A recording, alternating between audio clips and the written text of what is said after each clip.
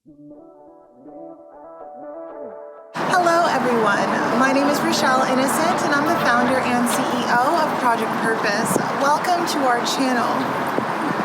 Our community is focused on fostering the intellectual and character development in children.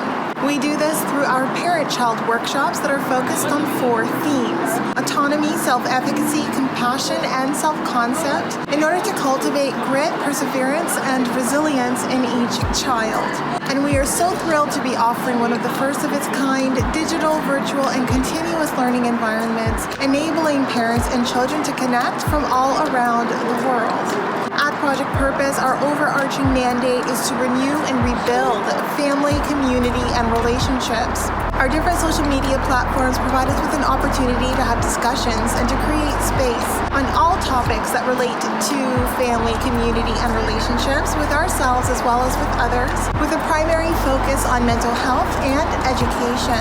More precisely, the ways that the institutions of mental health and education play a role and have played a role in our societies at large. These discussions and debates provide us with an opportunity to think critically about what needs to change within these structures for us to live up to our bold slogan, support, protect, and empower each child through youth-focused development. Better known as leadership in juvenescence, we recognize that in valuing our children's leadership potential, that also translates as recreating and co-creating environments, both socially and politically, that will enable our children to thrive. For those of you who are particularly keen on the topic, we also write thought pieces every other Sunday. We have a thought piece scheduled to drop this upcoming Sunday, so be sure to meander over to the website and check out our online content. Now, if it is the case that you are looking for a listening alternative, well, we're available on 12 different podcast platforms for your listening leisure, and we've provided you with access to the links in the description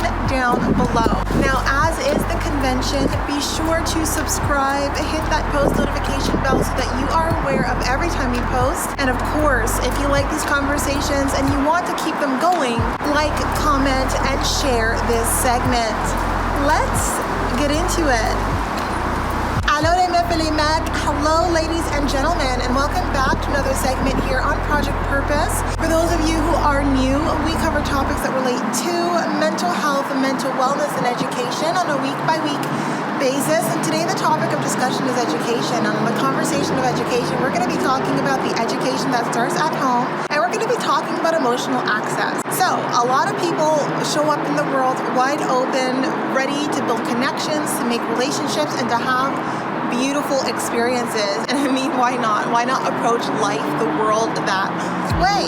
But sometimes we're not received with the same energy. And I think that it's really important that we learn this at home as a key fundamental, that emotional access is a privilege. It is not a right. And it's often a privilege that we don't know that we can rescind. And as someone who very consciously chooses to what extent I am emotionally accessible, I think that it's a skill that everyone needs to leverage. It's one of those important life skills that we don't spend enough time imparting on our children and on those who are looking to find a way to create emotional distance when it involves creating a certain degree of psychological safety. So I'm here to talk a little bit about some of the rules of engagement when it comes to emotional access, and I think that it's really great to show up with your arms wide open when you're being received by people who are offering you the same energy.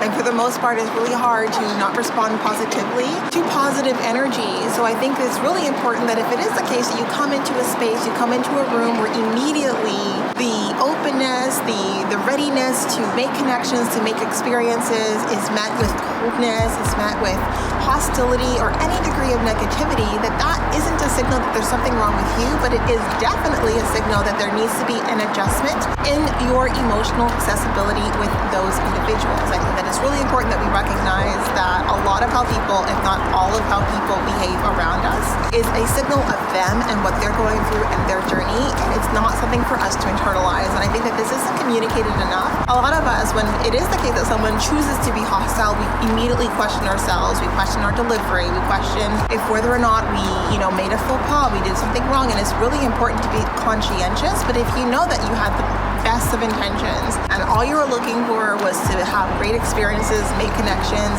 and meet new people and have conversation, and you're met with hostility or with coldness, then it's important that you recognize that there's always another side to that coin. There's always that person, their intentions, what it is that they're looking for in that relationship and that dynamic with you that we seem to forget in our inner dialogue when we're trying to figure out, well, what did I do wrong? A lot of the times you did absolutely nothing wrong. It's just that person has decided that you, for whatever reason, get under their skin. And I think that it's fine. I think we should all just be more open to the idea that we're not everyone's cup of tea. I think it will help us embrace our authenticity. It will help us embrace our individuality. But I think it also involves being very mindful of the fact that if someone doesn't think that you're their cup of tea, it's not personal. It's their loss at the end of the day. And there's a lot of different ways that this translates. Very few people will come right out and say, hey, you're not my cup of tea. This will translate in different behaviors, and sometimes they're unintentional behaviors. So if someone is cold to you, if someone is mean to you, they're being hostile towards you for no reason, like, you know, you didn't intend, you didn't do anything that would warrant that kind of reaction, then there's something about your energy, your light, your shine that irks them, and that's for them to deal with on their journey. All to say, I think that the appropriate response to someone who's not responding in kind, positive energy, is to retract a little bit. And not retract by giving the negative energy that they're giving. Don't match that energy. Don't like lower yourself to that level. But I think maintain like your disposition, but emotionally it doesn't even need to be word spoken. You retract some of what that openness that you originally had offered at the table. I think that it's really important that we recognize that relationships can be personal or they can be transactional. And if someone is being very negative towards you, being very cold towards you, then we can choose to move from personal to transactional if it is the case that we have to interact with this person. For me, if it's in my personal life, if someone's being rude, being cold, being very closed off, then I'm comfortable pivoting my attention elsewhere and just not engaging with them. But if I'm in a professional environment and this is how someone's choosing to behave, I will not personalize it. I will not give it attention. I will not give it energy. I just internally pivot that relationship as a transactional one and not a personal one.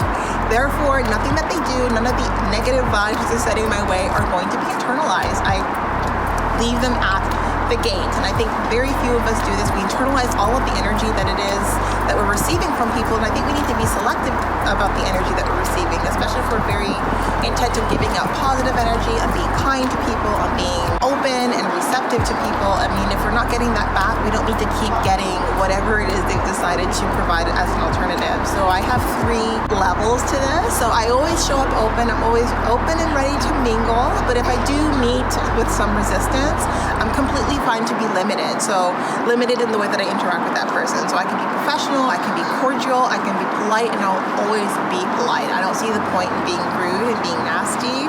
We're not children anymore. I mean, the people that I interact with aren't children. And if I'm interacting with children, I want to be the example and I want to set the tone for, you know, what positive behavior looks like or what a cordial and respectful behavior looks like. And I think that it is something best modeled at the end of the day. But I will be limited, right? I'm not going to be as open because now I'm doubting if whether or not I want to offer you the privilege of my energy or offer you the privilege of having access to me or offer you the privilege of having a relationship with me. And I'm always open to like having relationships with everyone and anyone, but if you don't match my energy, then that now becomes a question as opposed to an open-ended statement, right? And I think that at the end of the day, after a couple of tries, if it's not that you're having a bad day, if this is just your disposition, then it's rescinded and revoked, which means it will always be a transactional relationship if it is the case that I have to interact with you. But if I don't have to interact with you, then I won't. Emotional access revoked. And too few of us make this conscious choice to look at the person in front of us who's being rude, who's being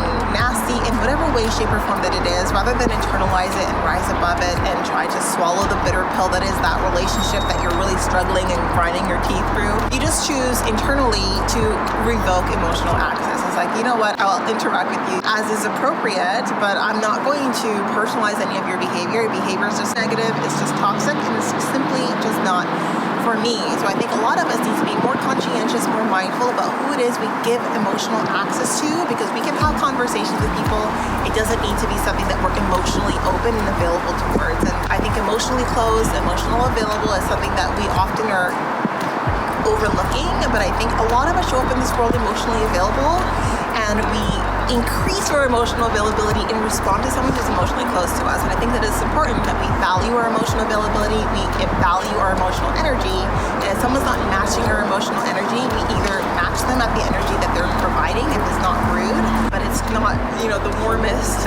But if it is that they're really trying to be hostile and trying to be nasty, then we just pivot our attention elsewhere and close ourselves emotionally to that interaction, to that connection. And we make the conscious choice to be closed to creating emotional connection with those kinds of individuals. I think it's important that we become more mindful, more intentional about what relationships we stay emotionally open to and what relationships that we are emotionally close to. So that's the feedback for today. Emotional access, making conscious decisions as to who has complete emotional access, who has limited emotional access, and who you have rescinded and revoked emotional access because of the way that those relationships have been translated.